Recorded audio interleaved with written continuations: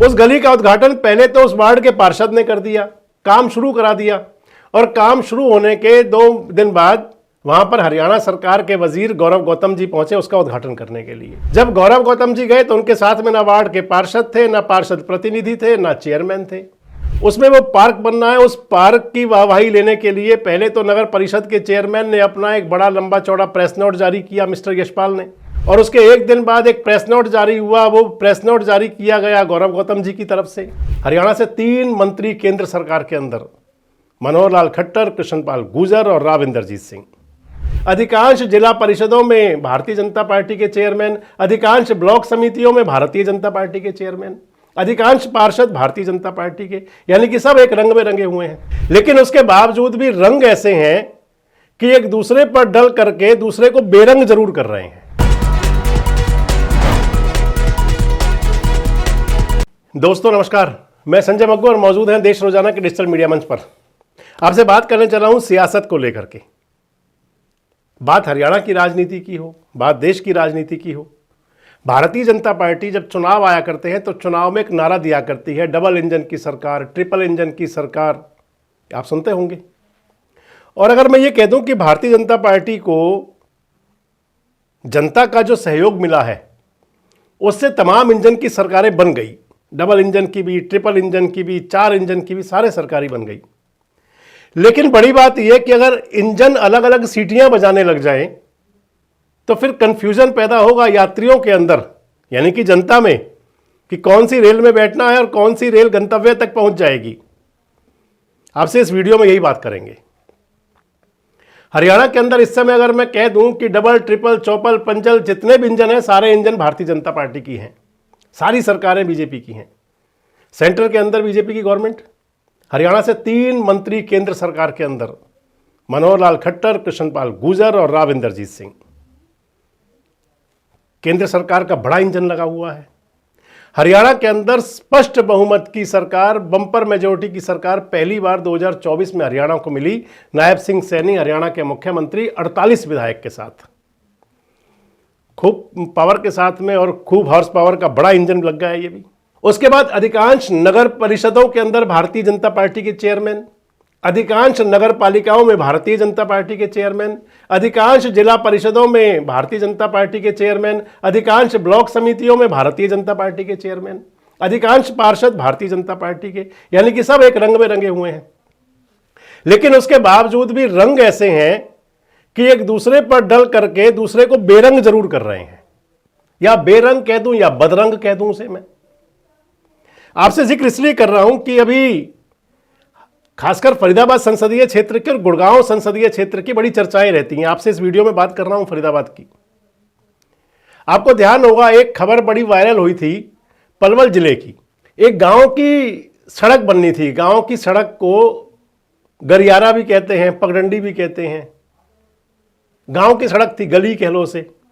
उस गांव की गली को बनाने के लिए गौरव गौतम जी ने उद्घाटन कर दिया था, हरियाणा सरकार के मंत्री, और बाद में कृष्णपाल गुर्जर जी ने उद्घाटन किया उसका। बहुत दूर तक चर्चा गई उसकी। हालांकि वो जो सड़क बननी थी उस पर जो राइट था वो कृष्णपाल गुर्जर का था, लेकिन गौरव गौतम पहले फीता काट करके आ गए थे। सोशल मीडिया में और मीडिया में तमाम वो चर्चा बनी थी, तमाम जगह पर। उसके बाद फरीदाबाद की एक चर्चा आपने देखी होगी।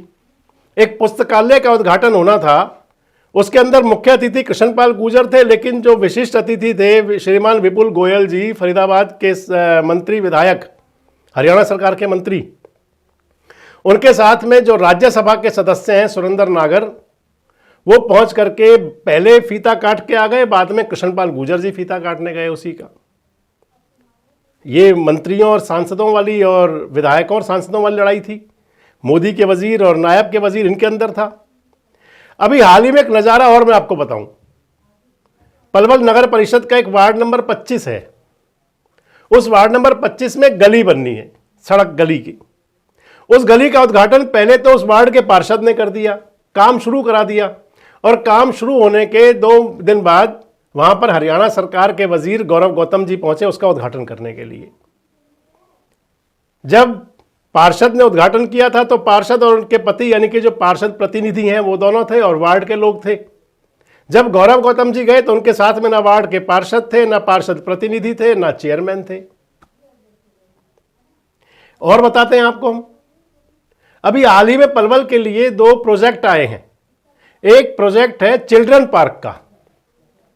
उस चिल्ड्रन पार्क के लिए, वो जो चिल्ड्रन पार्क बनना है वो प्रथला विधानसभा क्षेत्र में आता है, गांव वैसे तो आलापुर, लेकिन नगर परिषद एरिया उसका पलवल है।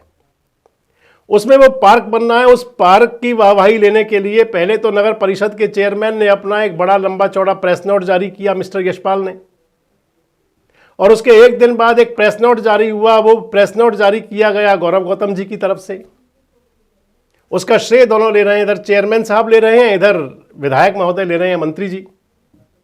इसलिए मैं कह रहा हूं कि अगर इंजन अलग अलग सीटियां बजाने लग जाएं, अब आप देख लें कि इधर केंद्रीय मंत्री हैं तो केंद्रीय मंत्री के राइट को छीन लेते हैं। अगर मैं कह दूं विधायक मंत्री यहां पर, और उनसे पहले ही पहुंच जाते हैं फीते बीते काटने के लिए।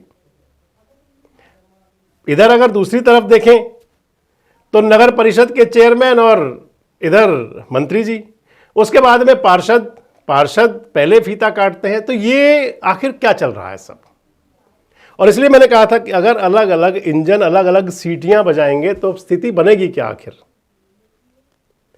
खाली फरीदाबाद की बात नहीं है, ऐसा गुड़गांव के अंदर भी। लेकिन फरीदाबाद की स्थिति ये तो तब है जब पिछले दिनों एक बात चली थी कि भारतीय जनता पार्टी का आला कमान इसका संज्ञान ले रहा है, बीजेपी के जो स्टेट नेतृत्व है इसका संज्ञान ले रहा है। अब बात आ जाती है कि आखिर ये सब ऐसा है क्यों, किस लिए चल रहा है? अगर जब सरकार, सारे इंजन लगे हुए हैं, सारी सरकारें एक ही हैं, अगर वो सामंजस्य से काम होता है, तालमेल से, तो उसका जो रिजल्ट जाता है वो कुछ और होता है। लेकिन अगर सभी सरकारें अलग अलग अपनी डफली पे अपना राग बजाने लग जाएंगी तो फिर स्थिति अलग होगी।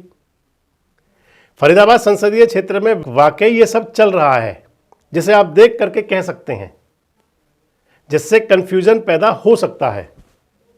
अब बड़ी बात आ जाती है कि आखिर ऐसा सब है क्यों?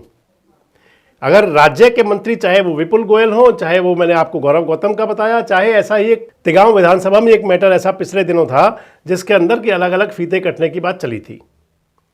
तिगांव के विधायक राजेश नागर हैं, यानी कि हरियाणा सरकार के 3 वजीर जो फरीदाबाद संसदीय क्षेत्र में है, वो कहीं ना कहीं दिखाई पड़ता है बड़ा स्पष्ट कि जो केंद्र सरकार के वजीर हैं, सबसे बड़ा जो इंजन है भारतीय जनता पार्टी का, क्यों केंद्र सरकार का है, जो सबसे बड़े इंजन के, आप ड्राइवर कह लें, चालक उसे, या सबसे बड़ा इंजन ही कह रहे हैं उसे, तो सबसे बड़े इंजन के सामने जो राज्य सरकार के इंजन है वो खड़े हुए हैं और वो अपनी गाड़ी अलग हाँकना चाहते हैं एक तरह से।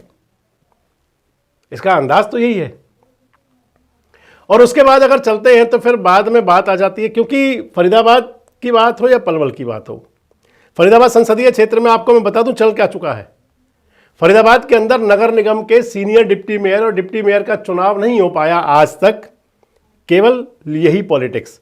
क्योंकि नगर निगम के अधिकांश पार्षद जो हैं, 90% पार्षद वो कृष्णपाल गुर्जर खेमे के हैं, और जो वहां से जो कैंडिडेट हैं उन पर कहीं ना कहीं रोड़ा अटका देते हैं जो सूबे के वजीर हैं। जो इसी वजह से एक बार डेट भी आई थी चुनाव की, पूरा दिन बैठे हुए पार्षद इंतजार करते रहे थे, और उसके बाद आप उसका कुछ यूं मान लें कि जब नगर निगम फरीदाबाद की बैठक हुई, एक ही बैठक, उस बैठक के अंदर कोई एजेंडा पास नहीं हुआ। ये सब दिखाता है उसके अंदर कि जब अलग अलग इंजन अलग अलग सीटियां मारेंगे तो फिर ये स्थिति बनेगी। इसके बाद आप देखें तो पलवल जिला परिषद के चेयरमैन हुआ करती थी आरती रावत। पहले आरती रावत के जो पति हैं मनोज रावत, वो विधानसभा का चुनाव लड़े हैं। आरती रावत के खिलाफ अविश्वास प्रस्ताव आया, उनको अविश्वास प्रस्ताव से हटा दिया गया जिला परिषद के चेयरमैन पद से। उनके स्थान पर रेखा बनी, वो रेखा नरेंद्र जी की धर्मपत्नी है, वो जिला परिषद की चेयरपर्सन बनी। और बताते हैं अब भी वहां पर जो खींचतान पूरी है, और खासकर इस सियासत के अंदर कहीं ना कहीं पार्टी अधिकारी भी बन जाते हैं। कई अधिकारियों के बारे में तो यहां तक कह सकते हैं कि जैसे वो एज ए पार्टी वर्कर, और पार्टी वर्कर में आकर के कौन से गुट में काम करना, ये स्थिति बन जाती है कई बार।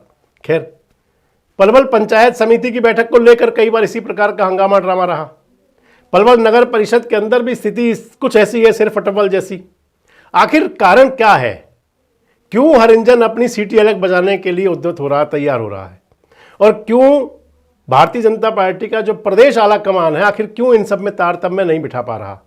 और अगर क्या ऐसे ही सीटियां अलग अलग इंजन बजाते रहे तो फिर वाकई जो मैं कह रहा था कि यात्रियों में कंफ्यूजन होगा, यात्रियों में कहीं ना कहीं आएगा कि आखिर कौन से रेल में बैठना है, इंजन स्टार्ट कौन सा होगा, क्या स्थिति बनेगी, और क्यों आखिर हरियाणा के जो अलग अलग इंजन है उनमें स्थिति बन रही है। कमेंट बॉक्स में जरूर बताएं। जुड़े रहें हमारे साथ, देखते रहें देश रोजाना। हमारे साथ जुड़े रहने के लिए सब्सक्राइब करें देश रोजाना के YouTube चैनल को और नई वीडियो की नोटिफिकेशन पाने के लिए बेल आइकन जरूर दबाएं। अगर आप ये वीडियो Facebook या Instagram पर देख रहे हैं तो पेज को लाइक और फॉलो जरूर करें और ज्यादा से ज्यादा शेयर करें।